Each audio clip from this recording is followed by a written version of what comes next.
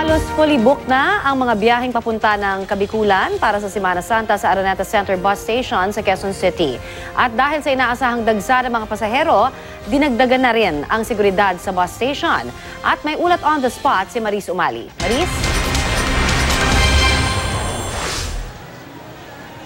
Connie, bukas hanggang linggo pa inaasahan yung dagsa ng mga pasahero na pauwi sa kanilang mga probinsya ngayong Semana Santa. Kaya kung mapapansin mo, ay maluwag-luwag pa ang sitwasyon ng mga pasahero dito sa Araneta Center Bus Terminal. Ang problema, Connie, ay para dun sa mga nais umuwi papuntang Bicol at nais sumakay sa mga aircon buses dahil talagang limitado na sa ngayon yung mga biyahe na makukuha at especially para dun sa mga ngayon pa lamang kukuha ng mga ticket. Halos fully booked na nga, Connie, ang lahat ng mga biyahe ng aircon buses pa Bicol mula bukas, March 19 hanggang March 24, Huwebes Santo.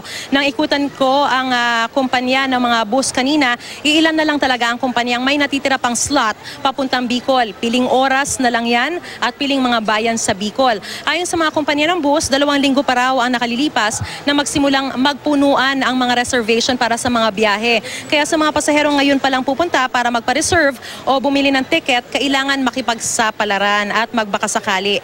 Maaari rin naman daw pumunta at magtanong sa mismong araw ng biyahe kung may mababakanting mga bus ang mga kumpanya at babiyahe ito papuntang Bicol.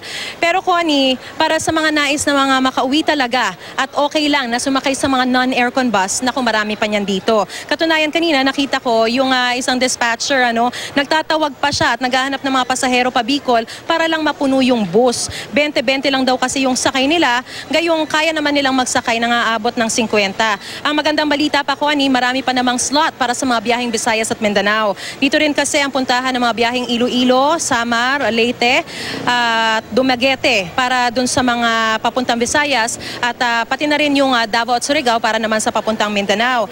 At dito rin kumukuha ng mga biyahe yung mga papuntang Batangas, pati Lucena sa Quezon.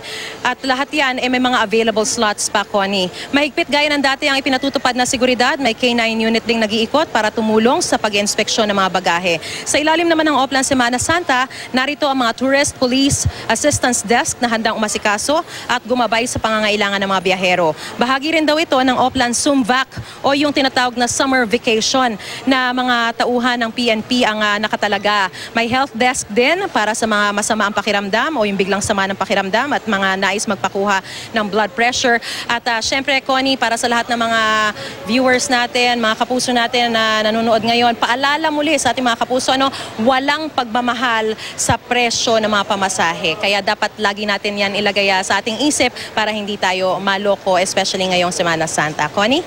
Maraming salamat sa iyong update na yan, Maris Umali.